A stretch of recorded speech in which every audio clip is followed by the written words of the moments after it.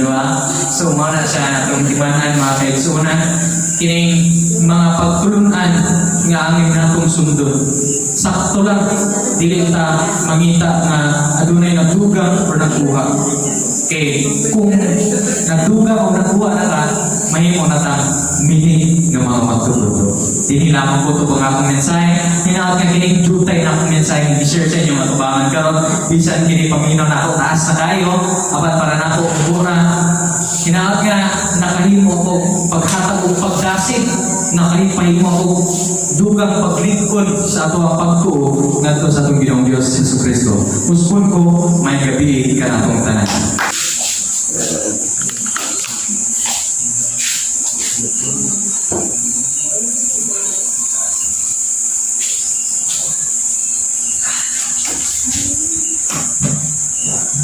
May gabi istaran.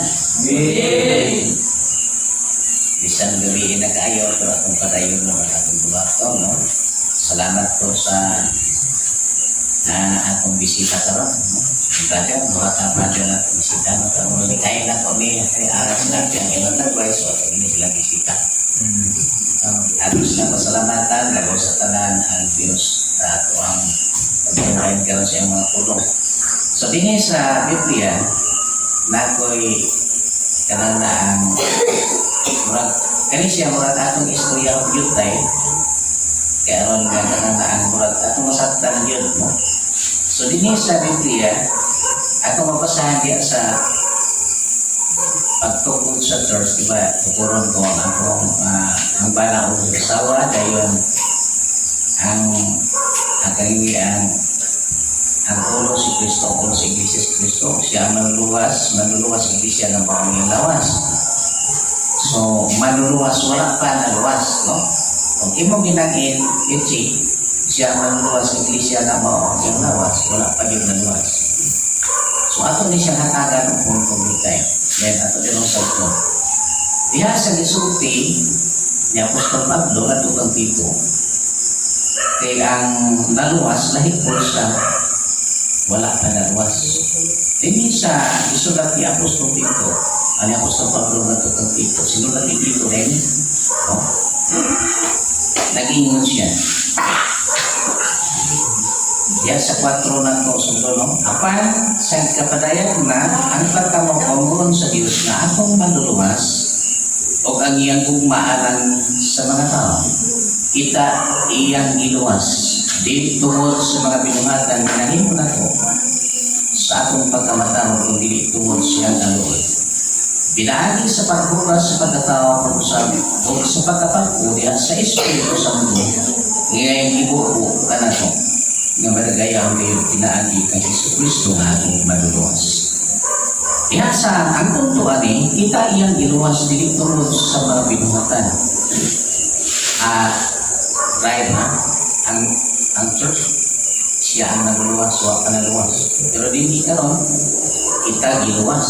Kita iyang giluwas, dili tungod sa atong mga binuhatan, o dili pinaagi siya ang grasya, kung maugaluhin. Pinaagi sa pagtabako, pagbukas na ito, pag-usap, yan sa Espiritu Santo. Ano kita naman, ang giluwas? Asa na lang upan? Ingalani ang term, mga nanang kaisunan. Tungod kay naging mansyon dili sa binuhatan kung dili pinaagi sa grasya, kita iyang giluwas. Dahil dili na dahil ang bukungat kay tungod sa grasya man. So atong masahong kung tanawin ito. Hindi lang ito magbuhat ang matanong, tanawin ito ang Epistolos versikulos. Ito siya Tito 3 versikulos 5. Anong basa na ito sa guys? Dini sa Episo, sa sinunod ni Apostol Pablo, Episo 2 versikulo 8, nag-iwan siya.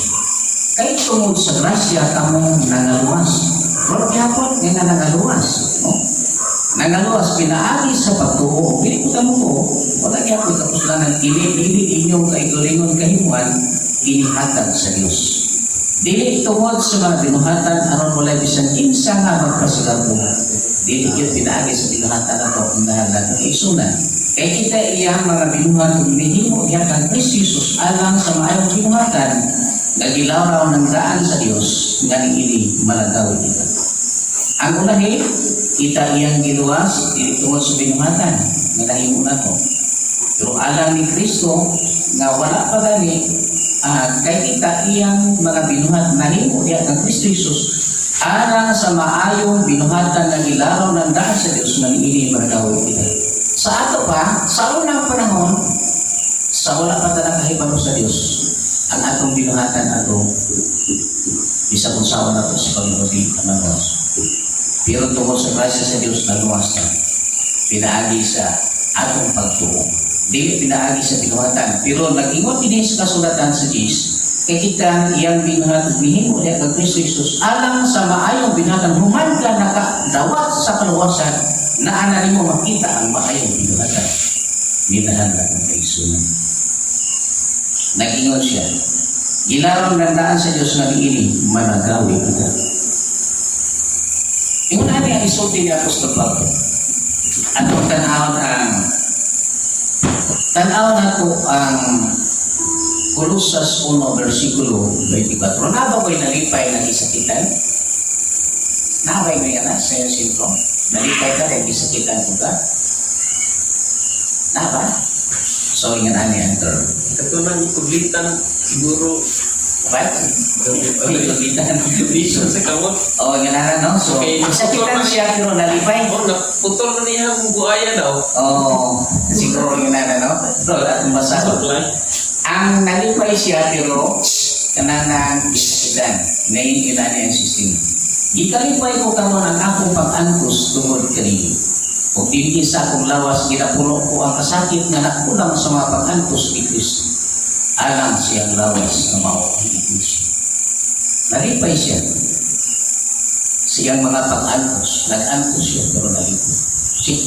Si Apostol Pablo, ikalipay niya ang pag-antos tungod kaninyo, tungod sa katauhan. Hindi sa akong lawas na napuno sa mga kasakit na nakulang sa mga pag-antos ni Kristo.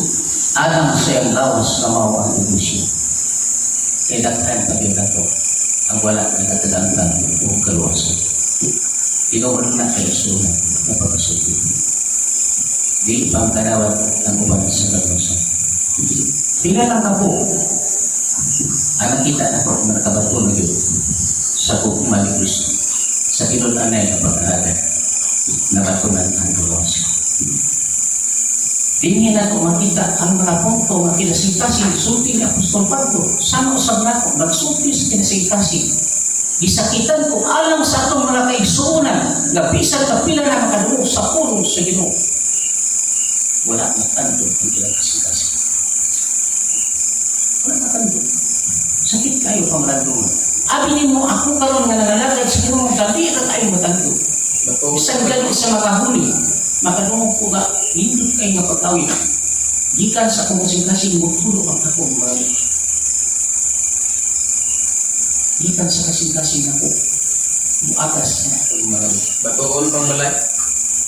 mauna ang kamatuuran na naan sa walang kasulatan. Sama ni Apostol Pablo, nag-ingon siya sa walang kasulatan. Ikalipay niya, bisan siya mag-antos. Alam ka na ko nga iyang mga kauban. Inabatod pa din sa 25 nga diili ako nahimong ministro sumala sa Diyos ng katundayan at katundayan na nag-ipiyal ka ng alam rin aron sa pagpahayag sa higpit sa pulong sa Diyos. Ang iyang iministrohan mao ang lawas na mao ang Kristo. Nag-antos siya. Ano nag-antos man? Ibisan nga ni ako karon mag-antos ka niya. Pagtungas sa mga bukid, alam sa lawas na maupis siya. Ano mag-antos mo? Gantos ka sa gubawa ko ba? Ano mag-antos mo? Tungkol kay gusto ta kita maluwas hangtod atong mga kauban. Pero matong naamay mga kauban ako, halos kami, atong gitanaw, isod na kabatong kay Bawas. Mauni siya ang giingon nga siya ang manununga sa iglesia. Siya ang manununga sa iglesia na mao ang lawas. Wala pa yun makabatong kaluwasan. Pero gihatag na ang kaluwasan. Ang kaluwasan gihatag na sa Diyos. Ato na lang yung ginanong kinasunan ang kaluwasan.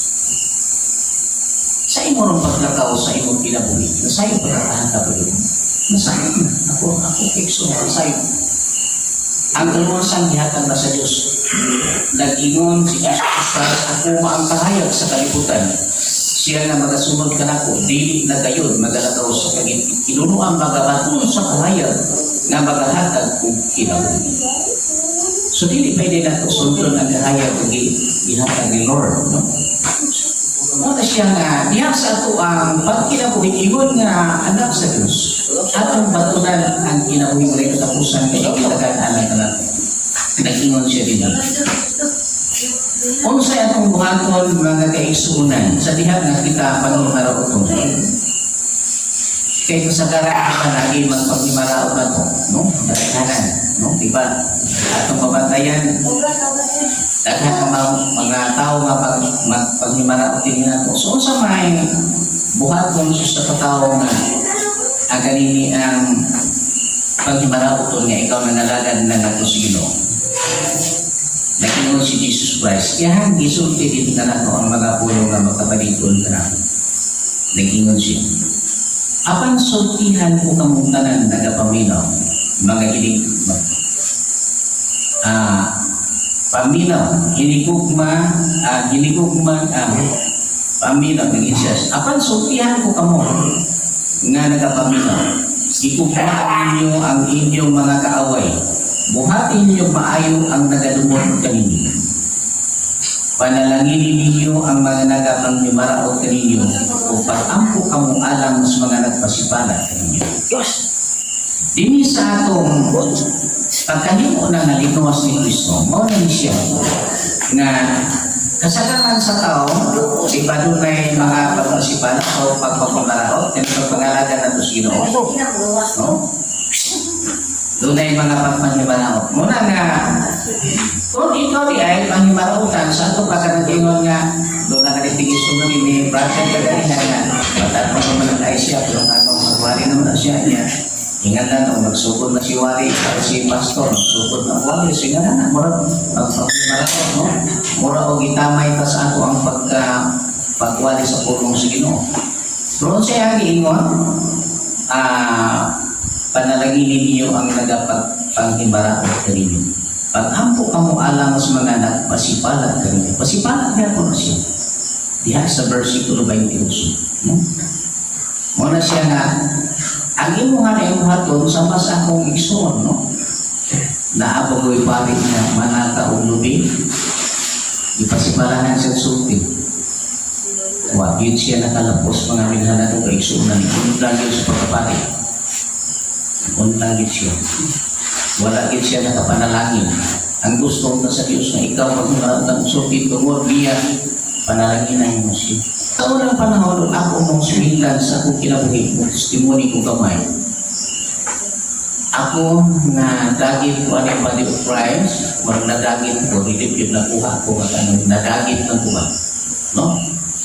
O sa kuan pa di ka nang singalan ini, Dising-pisir ka pa. testimony man. Dising-pisir. Di sa natin kuskur. Mura ko sa sapa ani kanang nakawitan na ko sa tinriga mga masul daw. Nakawitan na sa kilid kay mura diri ginako iabot ani kilira. Ngano man diri ko sa kilid nakawitan. Ani man mga kaigsunan. Ito sa diha SDA po. Gusto mo ko itong backposter basi kanaon ta niya. Di ta mo sa. Ako yung backposter gikan diri. Dosi ka po.